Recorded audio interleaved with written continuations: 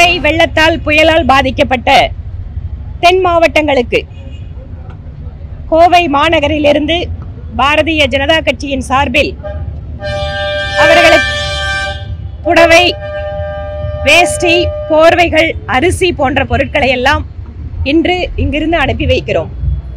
அவர்களுடைய துயரத்திலே வேதனையில் பங்கேற்க எந்த ஒரு வாய்ப்பு கிடைத்தாலுமே பாரதிய ஜனதா கட்சி அதை முன்னின்று மக்களோடு இணைந்து பணியாற்றிக் கொண்டிருக்கிறது. இன்று இந்த பகுதியில் இருக்கக்கூடிய வட இந்தியா வியாபாரிகள் அவர்கள் இங்க மக்களுக்கு தேவையான இந்த புடவை, போர்வை இவற்றை எல்லாம் கொடுத்திருக்கிறார்கள். வடக்கு தெற்கு என்று பேசுகின்றவர்கள் இதை புரிந்து கொள்ள வேண்டும். இந்தியாவினுடைய எந்த பகுதியில் பாதிப்பு ஏற்பட்டாலும் ஒவ்வொரு இந்தியருமே இன்னொருவருக்கு உதவதற்காக காத்து கொண்டிருக்கிறார்கள். இந்த எண்ணத்தை நாம் மேம்படுத்த வேண்டுமே தவிர வடக்கு தெற்கு என்ற பிரிவினையின் வாயிலாக மக்களுடைய சிந்தனையை திசை திருப்பக்கூடாது என இந்த நேரத்தில் இம்மாதிரி பேசுபவர்களுக்கு தெரிவித்துக் கொள்கிறோம். இவை இல்லாமல் இன்று அமைச்சர் பொன்முடி அவர்கள் மீதான தண்டனை அறிவிக்கப்பட்டிருக்கிறது. திராவிட முன்னேற்ற கழகத்தினுடைய அமைச்சர்கள் பல்வேறு நபர்கள் மீது இம்மாதிரியான குற்றச்சாட்டுகள், ஒரு சிலருக்கு தீர்ப்பு கொடுக்கப்பட்டிருக்கு, ஒரு சிலருக்கு வழக்கு பெண்டிங்ல இருக்கு. இதற்கு முன்பாக செந்தில் பாலாஜி அவர்கள் சிறைக்கு சென்ற போது இந்த அரசு அவரை அமைச்சர் பதவியிலிருந்து நீக்காமல் இலாக்கா இல்லாத அமைச்சராக இன்று வரை தொடர செய்து கொண்டிருக்கிறது. இது மிகப்பெரிய ஒரு அவமானம். இப்போது தொடர்ச்சியாக இன்னொரு அமைச்சரும் தண்டனை பெற்றிருக்கிறார். உச்சநீதிமன்றத்தில் லில்லி தாமஸ் வழக்கின்படி உடனடியாக அவர் தகுதி இழப்பு செய்யப்படுவார். இம்மாதிரியான குற்றச்சாட்டு இருக்கின்ற நபர்கள் எல்லாம் நடவடிக்கை எடுத்து அவர்களை அனைவரையுமே அமைச்சரிலிருந்து நீக்கிவிட்டு மாநிலத்தினுடைய முதல்வர் அவர் நடத்துவது நேர்மையான ஆட்சி என்பதை நிரூபிக்க வேண்டியிருக்கிறது. பாரதிய ஜனதா கட்சி பல்வேறு சந்தர்ப்பங்களில் திராவிட முன்னேற்ற கழகத்தினுடைய பல்வேறு முக்கிய தலைவர்கள், அமைச்சர்கள், நிர்வாகிகள், ஏன் முக்கியமாக குடும்பத்தின் மிக ரொம்ப பவர்ஃபுல்லான ஒரு குடும்ப பின்னணி இருக்கக்கூடியவங்களும் எப்படியெல்லாம் ஊழலில் ஈடுபட்டு கொண்டிருக்கிறார்கள் என்பதை நாங்கள் சொல்லிக்கொண்டே இருக்கிறோம். இப்போது நீதிமன்றத்தினுடைய தீர்ப்பு அதையெல்லாம் உறுதி செய்கின்ற விதமாக வந்திருக்கிறது.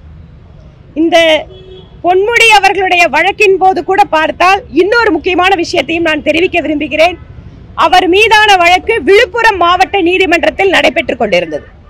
அதை ஒரு நீதிமன்ற உத்தரவின் போது அட்மினிஸ்ட்ரேட்டிவ் ஆர்டர் வாயிலாக, அதாவது அவர் வேற கோர்ட்டுக்கு மாத்தணும்னு கேட்கல, இல்ல வேற யாரும் மனு பண்ணி இந்த விழுப்புரத்திலிருந்து இன்னொரு நீதிமன்றத்துக்கு மாத்தணும்னு யாரும் மனு போடல. ஆனால் அப்போது உயர்நீதிமன்றத்தில் பொறுப்பில் இருந்தவர்கள் அந்த வழக்கை விழுப்புரத்திலிருந்து வேலூருக்கு மாற்றி அந்த விசாரணை கூட அந்த மாவட்ட நீதிபதி ஓய்வு பெறக்கூடிய 1 மாத காலத்திற்குள்ளாக விசாரித்து முடித்து அவர் விடுதலை செய்யப்பட்டிருக்கிறார்.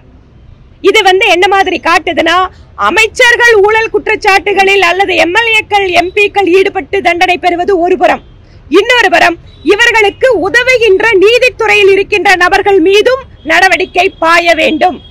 இந்த வழக்கு அதற்கு மிகச்சிறந்த உதாரணமாக இருக்கிறது. ஏனென்று கேட்டால் சூமோட்டோ அட்மினிஸ்ட்ரேட்டிவ் ஆர்டர் மூலமா விழுப்புரம் கோர்ட்ல இருந்து வேலூர் கோர்ட்டுக்கு இந்த வழக்கை மாற்றி இந்த வழக்கில் இருந்து குற்றவாளிகளை விடுதலை செய்ய வைத்திருக்கிறார்கள்.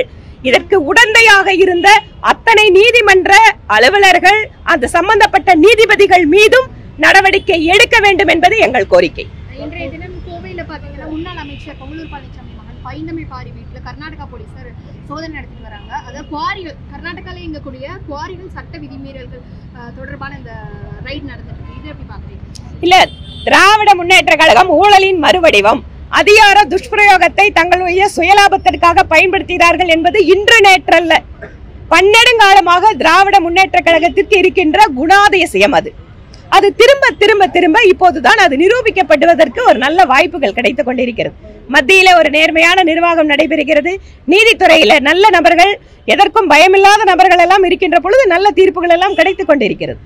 இதையெல்லாம் என்ன சொல்கிறது என்றால், திராவிட முன்னேற்ற கழகம் என்றாலே லஞ்சம், ஊழல், துஷ்பிரயோகம். இப்ப இந்த சிபிசிஎல் நிறுவனத்திலிருந்து கசிந்த எண்ணெய் காரணமாக எண்ணூர் துறைமுகம் முழுவதும் பாதிக்கப்பட்டுள்ளது. பேரிடர் காலங்கள் இது போன்ற ஏற்படுவதை நம்ம தவிர்க்க முடியாது என்ற போதும் அது முதற்கட்டமாக பார்த்தீங்கன்னா மீனவர்கள் உள்ளிட்டவங்க அதை அகற்றியிருக்காங்க. அது அந்த சம்பந்தப்பட்ட நிறுவனம் மீதும் இது சம்பந்தமாக நடவடிக்கை எடுக்காத அதிகாரிகள் மீதும் கடுமையான நடவடிக்கை எடுக்கணும்னு சொல்லி பல்வேறு தரப்பினர் நிச்சயமா நாங்க பாதிக்கப்பட்ட மக்களோடு நாங்கள் இருக்கிறோம். வேண்டுமென்றே எண்ணெய் நிறுவனம் இதுல எண்ணெயை கசிய விட்டு மக்களுக்கு பாதிப்பு ஏற்படுத்தி இருந்தால் அந்த நிறுவனத்தில் சம்பந்தப்பட்ட நபர்கள் மீது நடவடிக்கை எடுப்பதில் தவறே இல்லை. அதை நிச்சயம் நாங்கள் வலியுறுத்துவோம். மக்களுடைய பாதுகாப்பு என்பது மிக மிக முக்கியமானது.